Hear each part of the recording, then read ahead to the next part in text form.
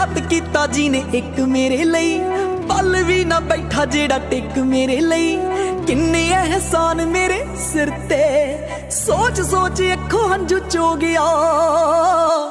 बापू तेरे करके मैं पैरां ते खलो गया, तू सैकलां ते कट्टी ते मैं गड्डी जोगा हो गया।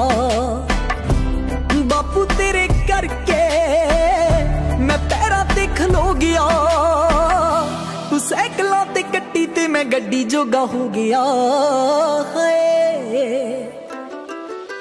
सच आखा मेरी तां औकात नहीं कि जिन्ना कीता देवां तैनू मोड़ के। मैं मंगदा हां तेरी तंदुरुस्ती, सच्चे रब अगे दोवें हथ जोड़ के। मैं मंगदा हां तेरी तंदुरुस्ती, सच्चे रब अगे दोवें हथ जोड़ के। मेरे हिस्से दे भी दुख सिरां नाल सैंदा,